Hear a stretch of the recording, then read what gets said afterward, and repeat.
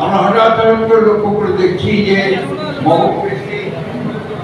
হত্যা চিন্তায় সচেতন নাগরিক এবং রাজনৈতিক কর্মী হিসাবে আমাদের জন্য উদ্বিগ্ন করে তুলছে। আমি পার্টিকুলারলি কোন রাজনৈতিক দল বা কোনো ব্যক্তির সম্পর্কে কোনো কথা বলতে চাই না বলি। আমি একটু সংক্ষেপে যে কথা বলতে চাই, যে সুযোগ আমাদের সামনে এসেছে, এই সুযোগকে যদি আমরা হারিয়ে ফেলি তাহলে বাংলাদেশ আরো বহু বছর পিছিয়ে যাবে। প্রতিবার একটা করে উত্থান হবে, জনগণ প্রাণ দেবে, আমাদের ছেলেরা প্রাণ দেবে, একটা সুযোগ তৈরি হবে। আমরা আমাদের দায়িত্বের কারণে আমরা সেই সুযোগ হারাবো, এটা হতে দেওয়া উচিত নয়।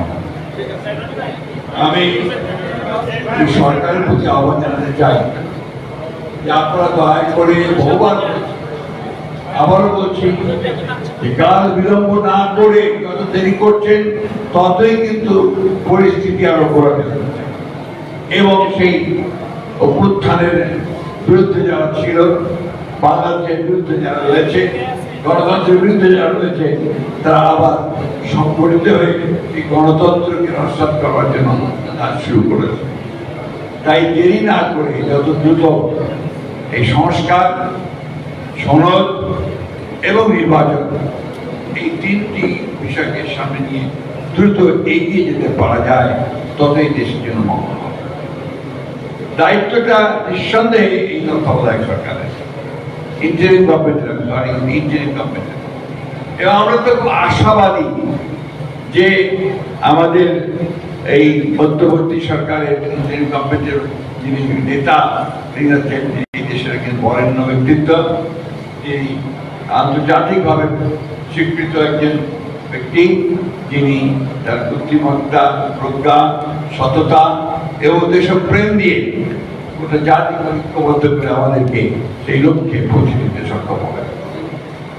আমি ডিটেলসে কি আলোচনা করতে চাই না, আমি শুধু একটা কথা বলতে চাই যে আমাদের রাজনৈতিক দলগুলো আছে, আমরা প্রমাণ করেছি যে আমরা দেশকে ভালোবাসি। আমাদের শক্তি ক্ষুদ্র হোক, বৃহৎ হোক, আমাদের যতটুকু শক্তি আমাদের আছে সেই শক্তি দিয়ে আমরা এই দেশকে কিন্তু মুক্ত করার জন্য চেষ্টা করেছি। কেউ রক্তাক্ত হয়েছে, কেউ প্রাণ দিয়েছে, কেউ কারাগারে গেছে। এমনকি দেশের খালেদা জিয়া পর্যন্ত দীর্ঘ 6 বছর কারাগারে কাটিয়েছেন। আমাদের তারেক রহমান সাহেব এখন পর্যন্ত নির্বাচিত অবস্থায় আছে। আজকে এই দায়িত্বশীলতা যা এই আমরা দলগুলো, বিরোধী দলগুলো যা আমরা দেখেছি, আমরা আশা করব যে সরকারের প্রতিটি পর্যায়ে যারা দায়িত্বে রয়েছেন একটি সকল দলের কাছে গ্রহণযোগ্য একটা ব্যবস্থা, যেটা আসলে কি বলে বন্দোবস্ত, সেই বন্দোবস্তের একটা রূপরেখা আমাদের সামনে, এবং সেই রূপরেখা নিয়ে আমরা একমত হয়ে জনগণের কাছে যাব। নির্বাচন হবে, সেই নির্বাচনের মধ্যে আমাদের যে কমিটমেন্ট বিএনপির পক্ষ থেকে, সেখানে আমরা আবার সবাই মিলে একসাথে দেশকে নির্মাণ করার জন্য যে বিষয়গুলো আমরা কমিট করেছি, আমাদের 31 দফা, সেই 31 দফাকে বাস্তবায়িত করার জন্য আমরা কাজ করব। প্রিয় বন্ধুগণ, একটি কথা সমাজে মনে রাখতে হবে যে 1971 সালে পূর্বে যে নির্বাচন হয়েছিল 70, সেই 70-এর নির্বাচনকে অনেকে মনে করে আওয়ামী লীগের ভিক্টরি।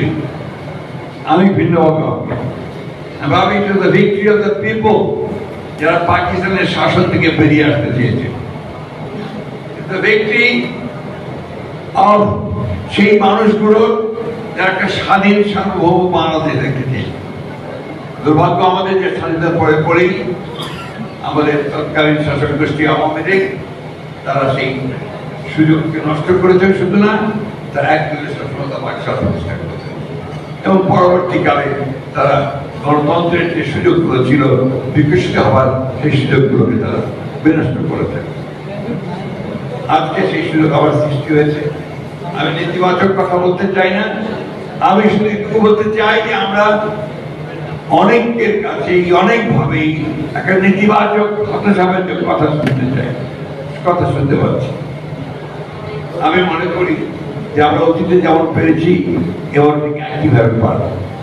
আসুন আমরা সবাই একটা বিষয়ে একমত হই যে আমাদের এই দেশকে, আমাদের এই রাষ্ট্রকে আমরা আবার ফ্যাসিবাদের হাতে ছেড়ে দেব না। আমরা আমাদের মানুষের যে আকাঙ্ক্ষা, সেই গণতান্ত্রিক ব্যবস্থায় ফিরে যাওয়া, সেই ব্যবস্থায় ফিরে যাওয়ার জন্য আমরা সবাই একমত হতে পারবো। হয়তো বিভিন্ন জায়গায় মতভেদ থাকতে পারে, সেগুলোর ব্যবস্থা আছে, আবার চলে যাব জনগণের কাছে, সেখানে সেগুলো সুরাহা হবে। কারণ বারবার করে আমাদের বিখ্যাত পড়েছি, তিনি বলেছিলেন, when there is a crisis, go to the people, learn from them and implement it. আমরা সেই নীতিতে বিশ্বাস করি। আমি আমাদের কথা বলতে পারি, আমরা বাংলাদেশ জাতীয়তাবাদী দল, আমরা একটা নিরেট উদারপন্থী গণতান্ত্রিক রাজনৈতিক দল। আমরা কোনো বিপ্লবী দল নই, আমরা বিপ্লব করে ক্ষমতায় যাওয়ার মতো আমাদের কোনো সামর্থ্য নেই এবং সেই ইচ্ছাও নেই। আমরা জনগণকে সঙ্গে নিয়ে নির্বাচনের মধ্য দিয়ে আমরা রাষ্ট্র পরিচালনার দায়িত্ব নিয়ে আমরা একটা কল্যাণমূলক রাষ্ট্র, গণতান্ত্রিক রাষ্ট্র, আমরা সকলের কাছে গ্রহণযোগ্য এই ধরনের একটা রাষ্ট্র আমরা নির্মাণ করতে চাই। আমার মনে হয় আমরা অতীতে যেমন সমস্ত প্রতিবন্ধকতাকে উপেক্ষা করে আমরা ঘুরে দাঁড়িয়েছি, যে জুলুম গুলি কোনো কিছুই আমাদেরকে ঠেকাতে পারেনি, তেমনি আগামী দিনগুলোতেই আমাদেরকে কোনো বাধাই আমাদেরকে ঠেকাতে পারবে না, আমাদের প্রতিবন্ধকতা সৃষ্টি করতে হবে। শুধু একটা কথা আপনাদেরকে বারবার মনে করি, আগেও দিয়েছি, এখনো দিচ্ছি, 1971 হচ্ছে আমাদের কিন্তু মূল কথা, স্বাধীনতা যুদ্ধ আমাদের মূল কথা। ওইখানে আমাদের কোনো আমাদের কোনো নাই। গণতান্ত্রিক ব্যবস্থায় আমরা অবশ্যই গণতন্ত্রে বিশ্বাস করি এবং গণতন্ত্রই আমরা চাই। বাকি সমস্ত গণতন্ত্রের মূল বিষয়